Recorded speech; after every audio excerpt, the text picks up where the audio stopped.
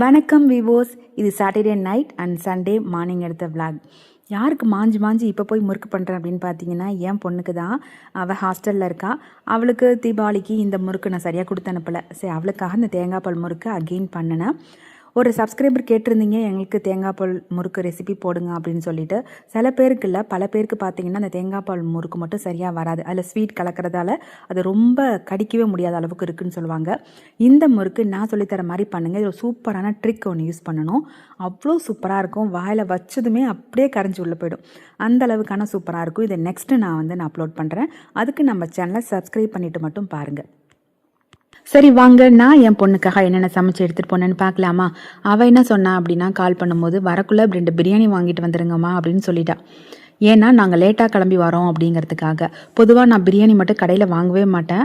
இது வரைக்குமே ஹாஸ்டல் இவ்வளோ நாள் ஆகுது, 6 மந்த் போயிட்டு வரோம்.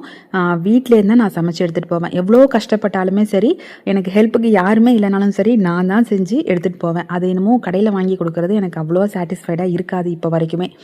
சரி, அவள் சொன்னால் நீங்கள் வரும்போது தோசை வச்சு பொடி வச்சு எடுத்துகிட்டு வந்துடுங்கம்மா அப்படின்னா. சரி, என்னென்ன செஞ்சேன்னு அப்படியே காமிச்சிடவா. இது வீட்டுக்காக பண்ணேன் சப்பாத்தி. அதாவது வீட்டுக்காகவும் மதியம் லஞ்சுக்காகவும் அவளுக்கு கொடுக்கறதுக்காகவும் மொத்தமாக சேர்த்து ஒரு 30 சப்பாத்தி போல் பண்ணேன். இது பார்த்திங்கன்னா தோசை. மொத்தம் 5 பேர் போகிறோம்.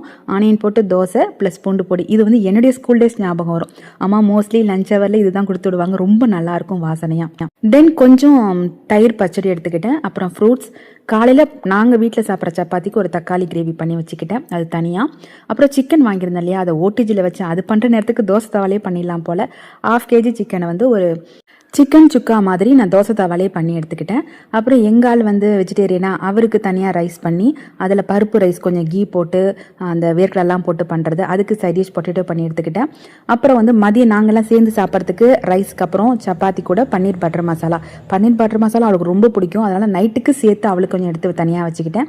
தயிர் சாதம் ஒரு 5 பேருக்கு சேர்த்து எடுத்து வச்சுக்கிட்டேன். அப்புறம் வாழை இலை எடுத்துக்கிட்டேன். பிளேட்டில் சாப்பிட்றத வாழை இலை உட்காந்து எல்லோரும் சேர்ந்து சாப்பிட்டா சூப்பராக இருக்கும்.